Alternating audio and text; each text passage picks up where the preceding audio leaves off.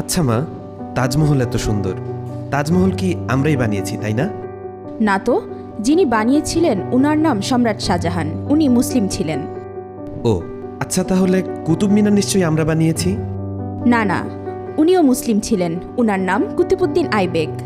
তাহলে লাল কেল্লা নিশ্চয়ই আমরা বানিয়েছি। না, ওটাও মুসলিম শাসকরা বানিয়েছিলেন। তাহলে পুরাতন কেল্লা আমরা বানিয়েছি। না, পুরাতন কেল্লাও মুসলিমরা বানিয়েছে।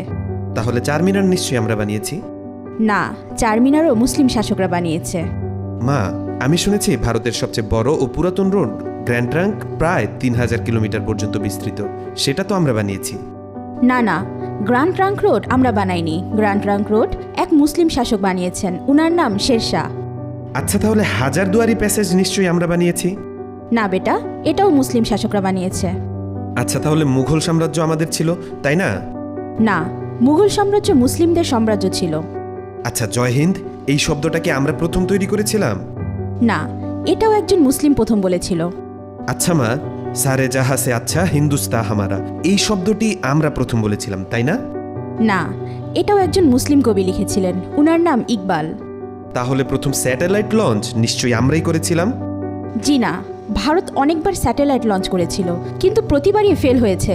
এরপর এপিজে আবুল কালাম আজাদ প্রথমবার সাকসেসফুলভাবে স্যাটেলাইট লঞ্চ করেছিলেন। উনি না থাকলে আজ ভারত স্যাটেলাইট লঞ্চ করতে পারত না।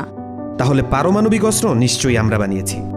না না, পারমাণবিক অস্ত্র একজন মুসলিম আবিষ্কার করেছে, উনার নাম এপিজে আবুল কালাম আজাদ। তাহলে মুসলিমরা না থাকলে আমাদের কি হতো মা? মুসলিমরা না থাকলে ভারত এক অন্ধকারাচ্ছন্ন দেশ থাকত। ভারতের জন্য মুসলিমরা কিছুই করেনি, এসব মিথ্যা রটনা ছড়িয়ে বিভ্রান্ত ছড়াচ্ছে নরেন্দ্র মোদী সরকার। সেই মঙ্গলদের বিতাড়িত করা থেকে শুরু করে ব্রিটিশ বিরোধী আন্দোলন পর্যন্ত মুসলিমদের রয়েছে গর্বিত ইতিহাস, কিন্তু সেই কথা স্বীকার না করে তাদের প্রতি চরম অবহেলা করা হচ্ছে।